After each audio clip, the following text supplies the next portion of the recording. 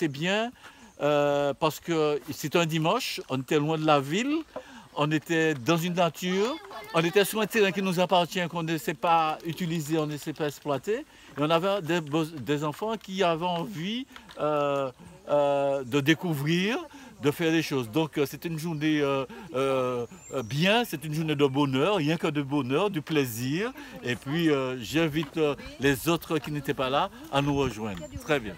C'est quand on fait quelque chose, des choses. On fabrique des choses. Ah bon? C'est pas ça?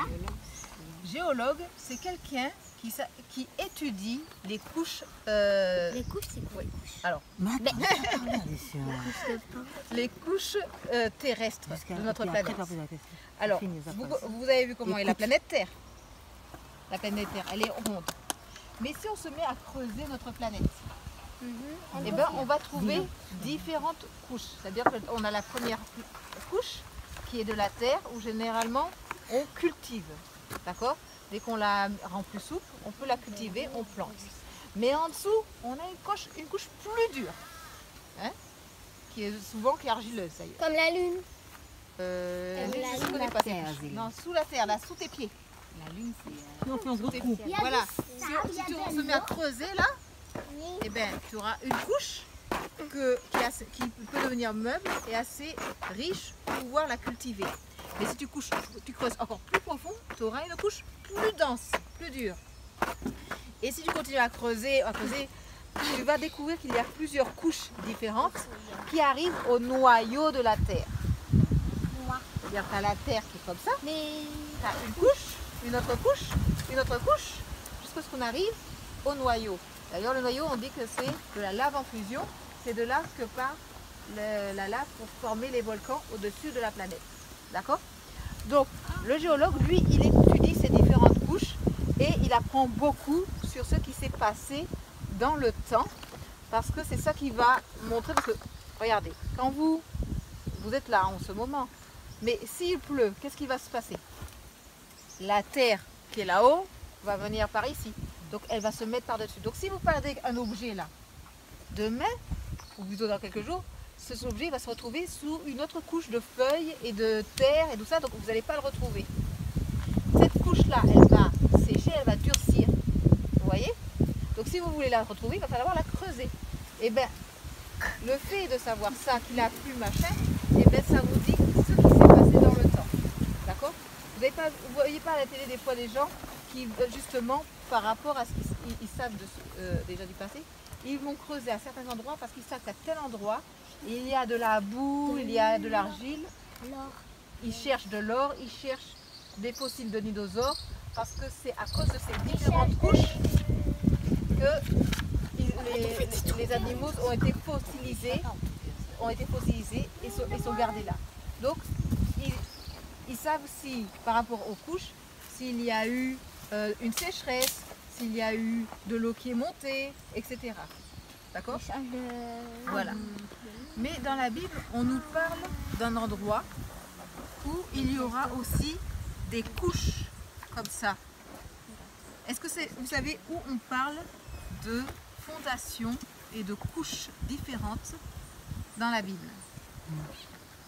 Eh bien, c'est dans Apocalypse. Apocalypse 21 nous parle de la cité céleste. Alors, est-ce qu'on vous a déjà dit comment serait la cité céleste? Non. De quoi sera faite la cité?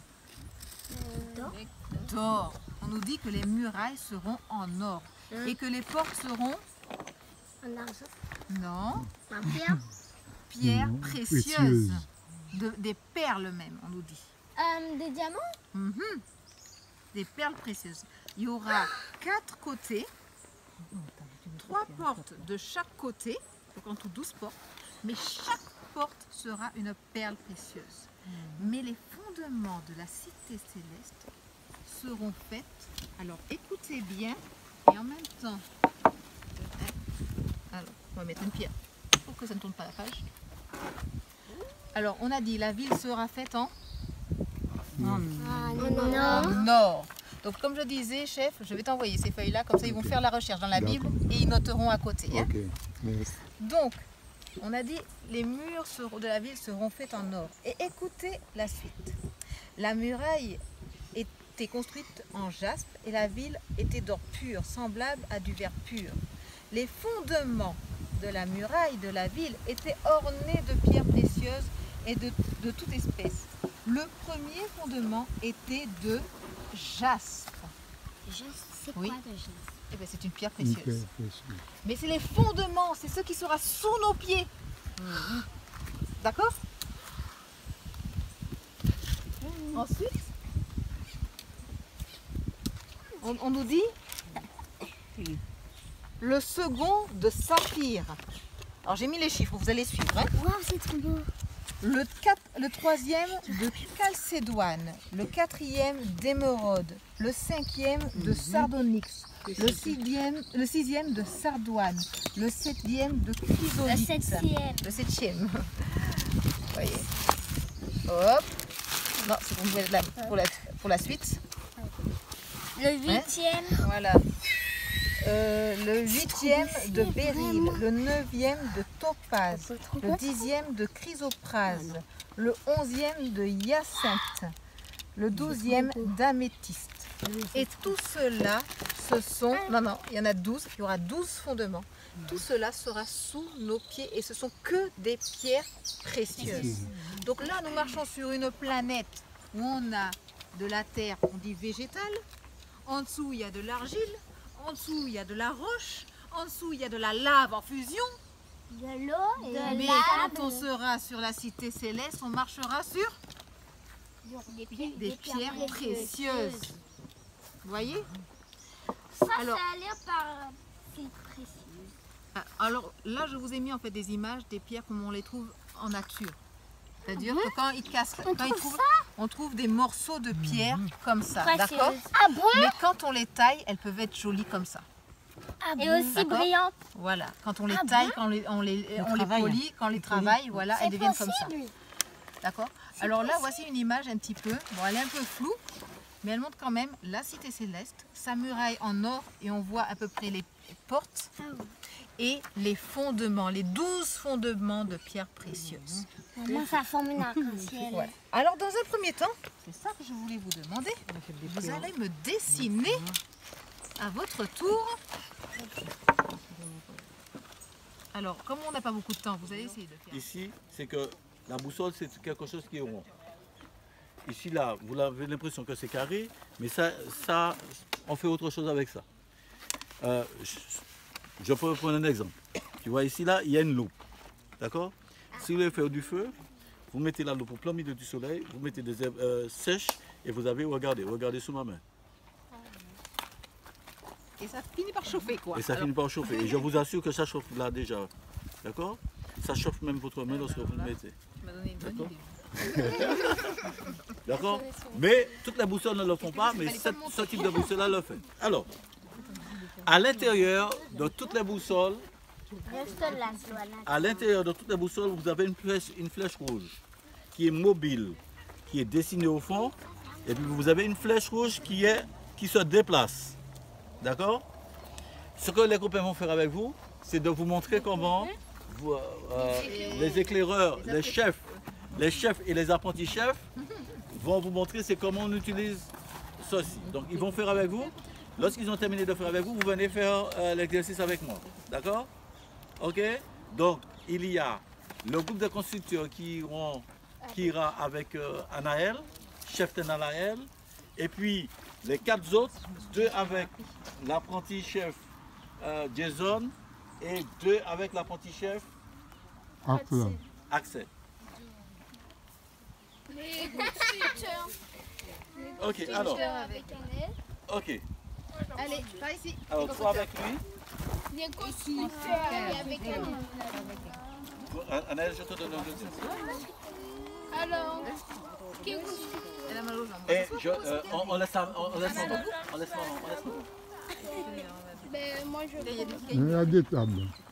Alors, viens avec Il Axel. faut pas toucher cet arbre. Axel, oui. Et va avec Axel. Voilà. Vous deux, restez avec.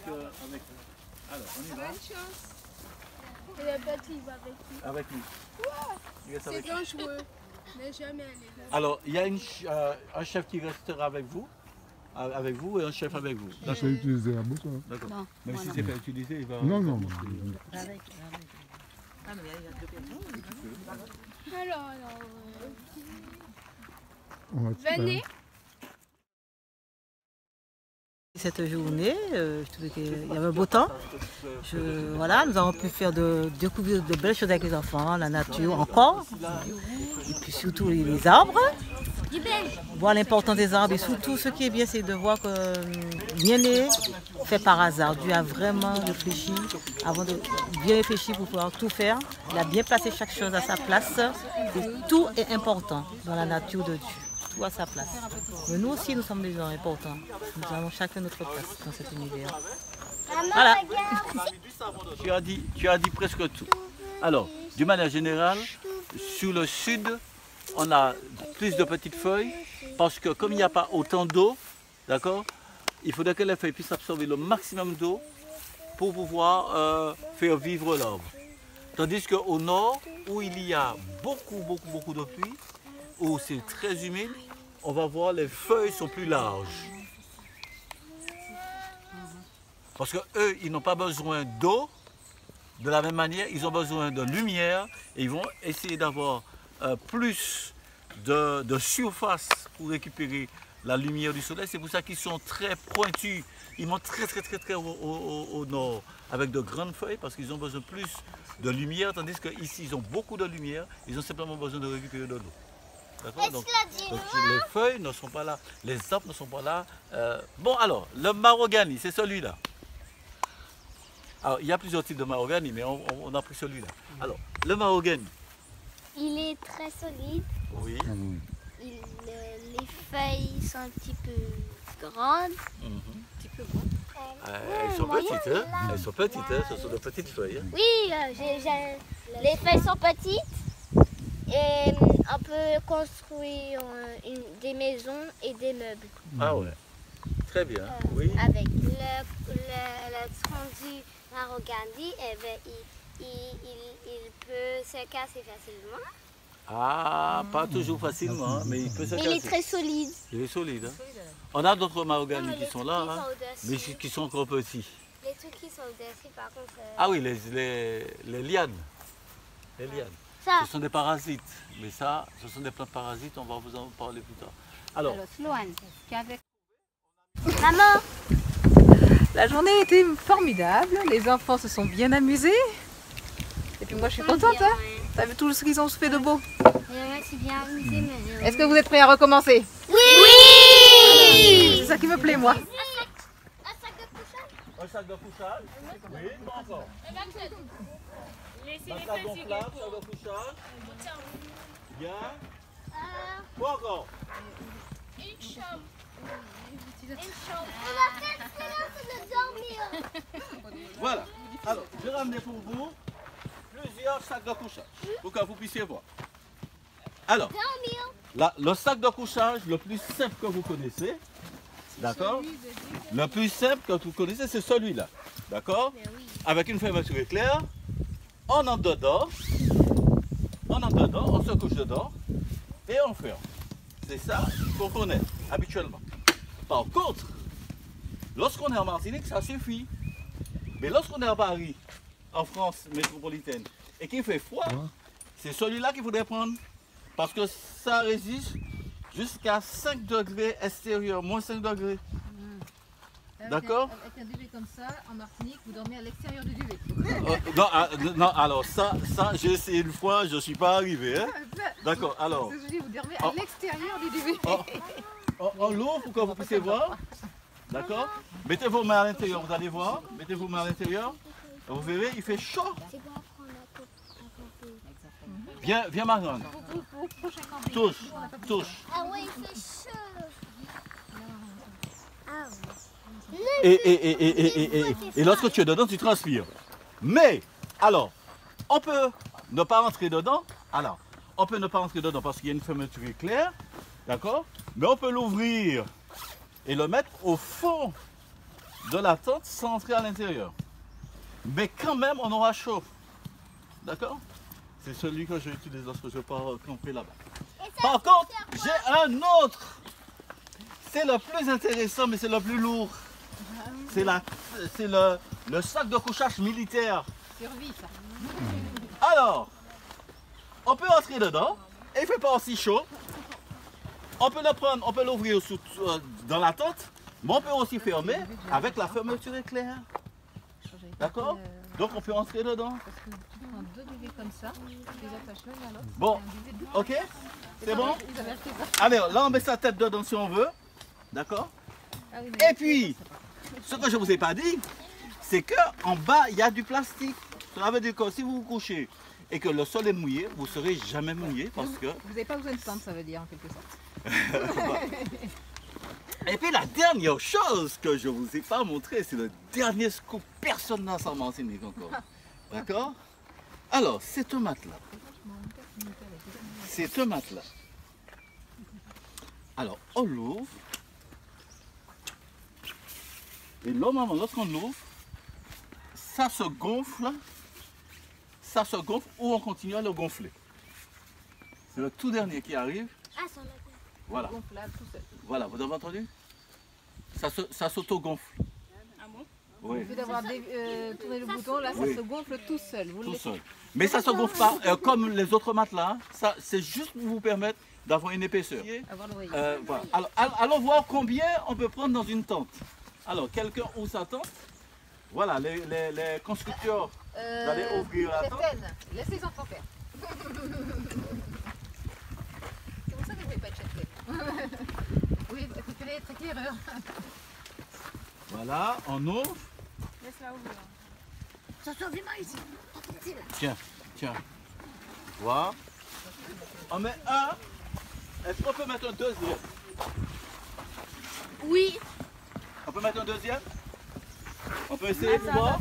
Parce que normalement c'est une tente de 2 places qu'on a là. Est-ce qu'on met un deuxième? Mais la première. Mais la première.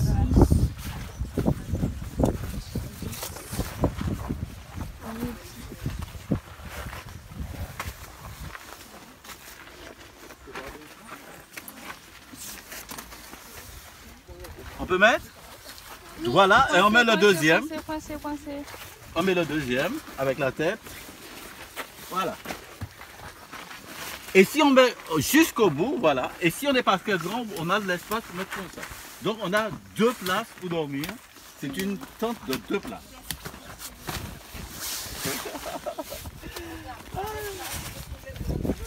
Ça règle plein de problèmes. Ça règle tous les problèmes. En plus de ça, comme c'est... Voilà. Est-ce qu'on peut rentrer dedans? Voilà. Chacun peut s'asseoir. C'est agréable. Hein? Ah, on ne met jamais ses chaussures. Ah Hein? oui, pas les chaussures, hein. On enlève les chaussures. Voilà. Après. Alors. Est-ce que cette tente-là, elle est bien placée? Oui. Non. Pourquoi? Pourquoi? Alors, il y a le sol, mais il y a un autre élément que vous n'avez pas. C'est qu'il faudrait chercher la direction du vent. Parce que s'il pleut, Voilà. Et le vent peut s'engouffrer sous la tente et partir avec la tente. Celle-là, elle est bien placée. Celle-là, elle est bien placée parce que le vent arrive comme ça. Donc celle-là n'est pas la meilleure, la bien placée. C'est pour ça qu'il faudrait toujours la fermer parce qu'on risque de partir avec. Le vent risque de partir avec. Et comme vous avez mis les sardines très bien, ça va résister encore. mais en même temps, s'il pleut, ne doit pas la faire. Effectivement, le fond est comme ça. C'est bien placé. C'est pour ça que je vous ai mis, j'ai mis sous le chapiteau. Bon alors, sur le chapiteau d'une manière générale, pour que les choses soient intéressantes, Récapitulatif. Donc on enlève les pierres sous les tentes et on regarde dans quel sens souffle le vent pour savoir où on met l'entrée de la tente. On retient les aventuriers. On met... alors, Ah oui, et ben ça va être trop de craque surtout. alors le soir, alors pour le soir, vous voyez ce que je fais? J'ai une lanterne ici, d'accord? Je vais le mettre là, et ça éclaire, et là on n'a plus besoin de quoi que ce soit, donc c'est allumé.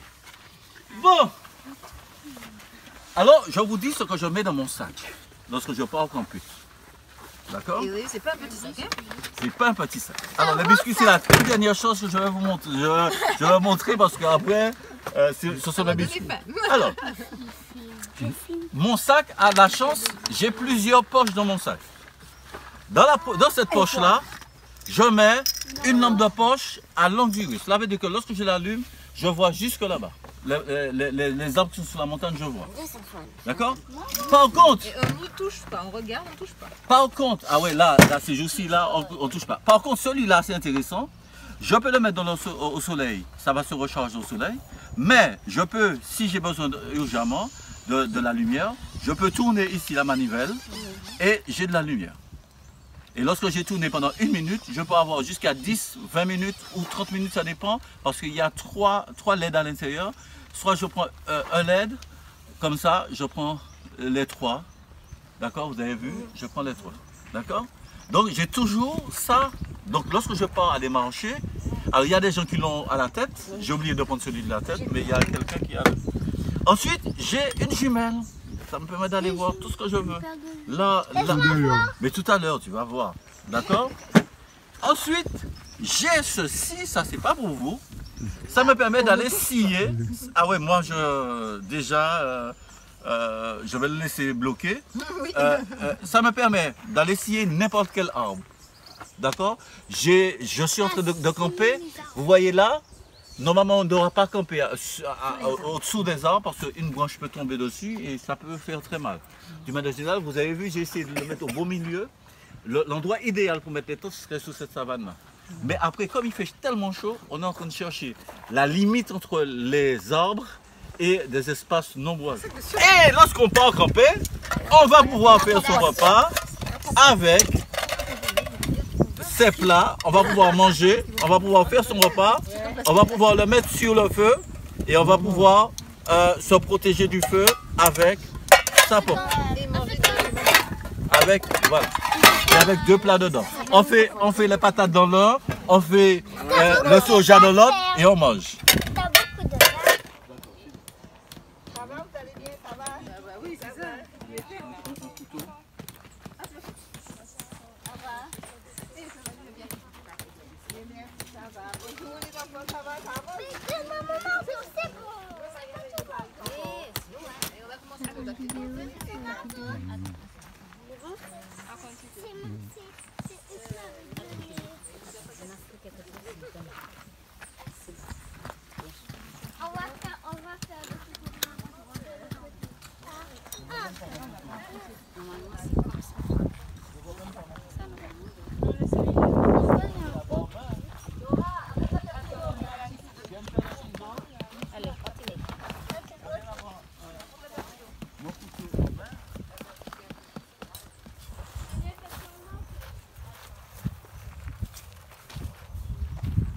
Attends, tu l'as bien mis? Tu l'as bien mis? On avance un petit peu. Ok. Là, rapidement. C'est bon? Alors, tiens, attache. À l'intérieur, tout le monde attache. Mais c'est une maison. Mais c'est une maison pleine nature. On ne sert pas trop. On attache simplement. That's Et voilà, c'est fini. Merci beaucoup. Merci. Voilà. C'est fini. Maintenant, alors, qu'est-ce qu'on fait maintenant? Et plein avec Ah ben, là aussi, ça a été oublié, là. J'ai bien apprécié ma journée ici dans la nature. J'ai appris des choses sur les arbres, des dessins, les enfants qui s'amusaient beaucoup, appréciés. Et c'est vraiment génial comme journée dans la nature. Voilà. Est-ce que tu as appris des choses durant cette journée? moi, j'arrive. C'est qui a fait le dauphin? J'ai fait une bonne journée et j'ai fait un dessin sur la nature. Ah, oui. C'est sur quoi tu as fait ce dessin? C'est un hibiscus. Une hibiscus, mais tu as fait sur quoi? Sur un morceau de bois? C'est quoi qui est dans tes mains? Un gars? Une pierre. Gars. Sinon, si je dis ça, elle sera Galets. déçue. Puis galets. Ok. C'est une note. Ok. Pourquoi tu Je vais l'appuyer. le papa. Allez, je fais un 2. C'est terminé. Une bouteille d'eau. Bon. Je vais faire le haut là.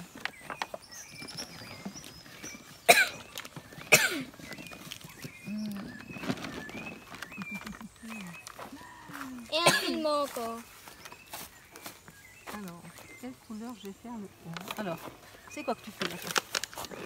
Ah oui, un personnage tu m'avais dit. Non? T'as changé d'avis?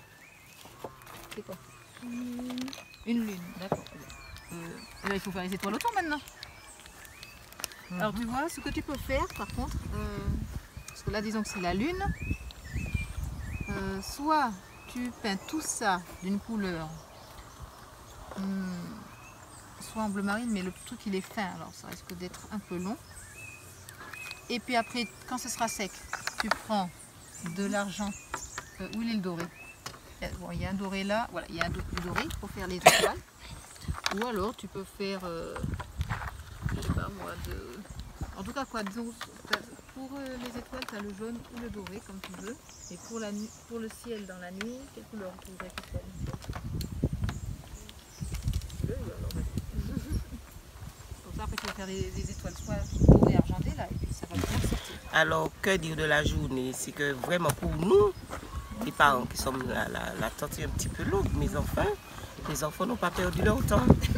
Ils ont appris beaucoup de choses et ça, je ne regrette pas de l'avoir emmené. Là, c'est une journée pour les enfants qui ont participé. Ça va faire trop de bleu après.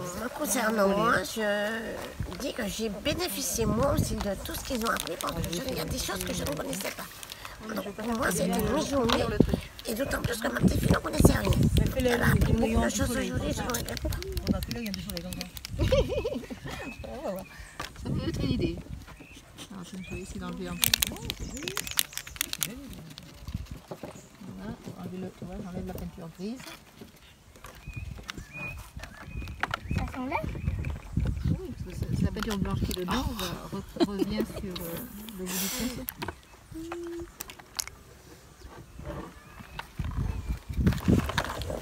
C'était bien. C'est bien. On a dessiné sur les pierres et j'ai trouvé ça bien. On a appris des choses sur la nature et puis voilà. J'espère qu'on va pas passer ça aujourd'hui. On s'est bien amusé. On a appris des choses sur la nature. Et voilà. C'est bien. On a tout seulement Et aussi sur Dieu. sur la cité. On va marcher sur quoi les enfants? Eh bien, Non, c'est mieux que ça. On va marcher sur De l'or. des pierres précieuses. Et on pourra même les cueillir. Les couches avec le jaspe, avec tous les mots bizarres. Des arbres comme ça aussi. Les arbres ils sont renaturels, heureusement. Hein. La pluie. Ça, ce sera le jardin, ça. Mais la cité, elle sera en or et les fondements seront en pierre Et tu sais précieuse. que les Voilà, tu vois, c'est bien ça vient de jardin là-bas. ça. Pas que du jardin de la terre, hein. Il y a des hibiscus de partout. On a un sac là-bas comme ça. Voilà.